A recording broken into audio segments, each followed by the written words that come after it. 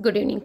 Good evening, students. In this video, I'm going to explain the poem An African Thunderstorm, written by David Rupatri.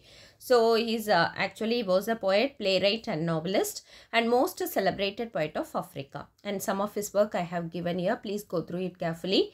And actually, first you have to know what is the inner meaning of this poem, okay? Actually, from the beginning to end of the poet describes only about thunderstorm and its impact on African village people and their nature.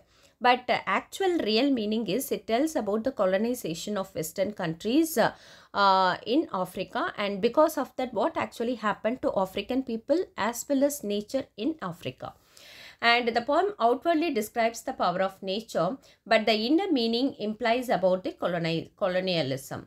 And the power of thunderstorm is compared with Western colonization, and the poem starts with a line from the West. So West means actually it tells about the Western countries. Actually the Western country only, that is European country only, colonize Africa, especially the whole African continent.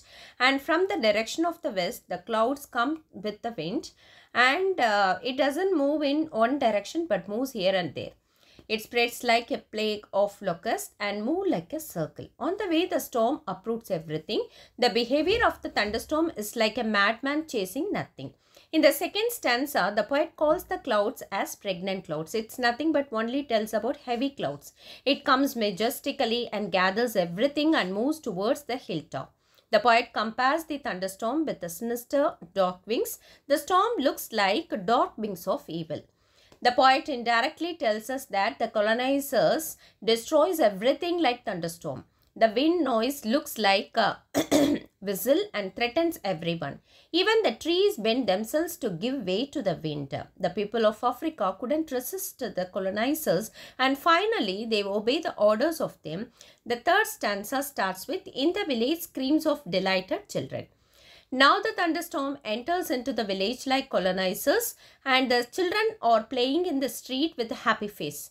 The thunderstorm not only disturbs the nature, even disturbs the children. Women hold their children tightly and move in and out madly. Again, the poet ends the stanza with a line, "While trees bend to let it pass." When the thunderstorm hits close, it waves like scattered flags flying off. The wind hits women and exposes their naked body. The sharp lightning with the heavy noise of thunder makes everything shake. In between the fired smoke, the storm moves quickly and throws everything which are on its way. In the conclusion, the colonizers affect nature, people, village of Africa.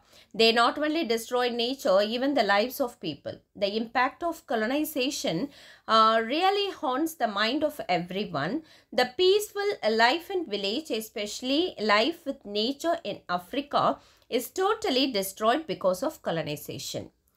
And I would like to thank these websites because I have taken the images from these websites. And thank you students, thank you for listening and thank you for watching.